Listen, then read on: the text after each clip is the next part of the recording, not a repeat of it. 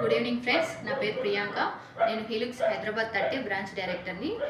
ఈరోజు మనం ఇంట్లోనే హీలుక్స్ కుక్వేర్ ఉపయోగించి హెల్దీగా ఈజీగా కేక్ తయారు చేయడం ఎలానో చూద్దాం. ఈరోజు నేను రాగులతో కేక్ తయారు చేస్తున్నాను. ఈ కేక్కి వాడే పదార్థాలు 2 కప్పుల రాగులు, 1 కప్పు సాబుదానియా, 2 కప్పుల బెల్లం, గార్నిష్ కోసం ట్యూటీ ఫ్రూటీస్ వాడుతున్నాను. ముందుగా 2 కప్పుల రాగులను శుభ్రంగా కడిగి నానబెట్టాను. సాబుదానియాలు కూడా కడిగి నానబెట్టేశాను. వీటి రెండింటిని మిక్సీ బట్టి ఫిల్టర్ చేసుకున్నాను. ఫిల్టర్ చేసుకున్న తర్వాత దీంట్లో జగ్గేరి పౌడర్ని కూడా యాడ్ చేశాను. సో బ్యాటర్ అనేది ఇలా రెడీ అయింది. చూడడానికి చాలా పలుచగా ఉన్నా కూడా కుక్ చేసేటప్పుడు చాలా సాఫ్ట్గా అవుతుంది. నేను ఇప్పుడు కేక్ని సిలికాన్ మౌల్డ్స్లో చేస్తున్నాను. సో ముందుగా నెయ్యి అనేది మౌల్డ్కి అప్లై చేస్తున్నాను.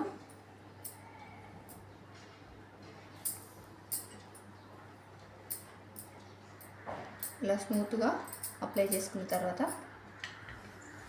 ఈ బ్యాటర్ ఉంటుంది కదా, ఈ నెయ్యి ఎక్కువగా తినేవారు బ్యాటర్లో కూడా కొంచెం నెయ్యి వేసుకోవచ్చు.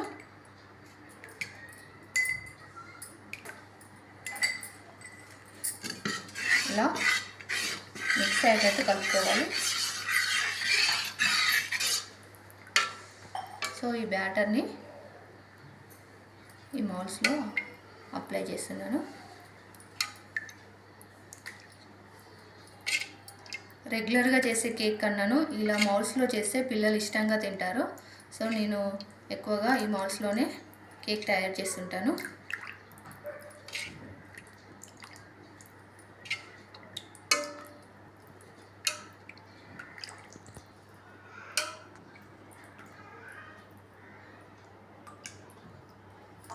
ఫుల్గా కాకుండా కొంచెం స్పేస్ ఉండేటట్టుగా ఫిల్ చేసుకోవాలి.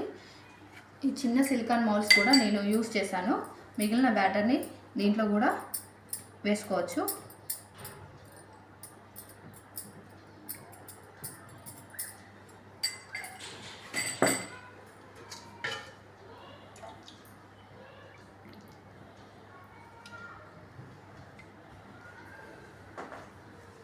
సో ఇలా చేస్తే పిల్లలు బయట ఫుడ్ ఎక్కువ తినకుండా ఇంట్లోనే తీసుకుంటారు.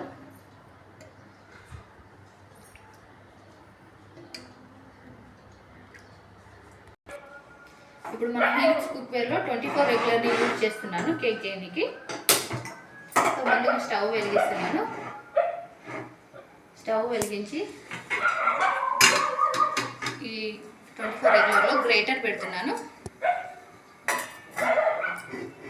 గ్రేటర్ పెట్టేసి ఇప్పుడు మనం ఫిల్ చేసుకున్న బ్యాటర్ని ఇలా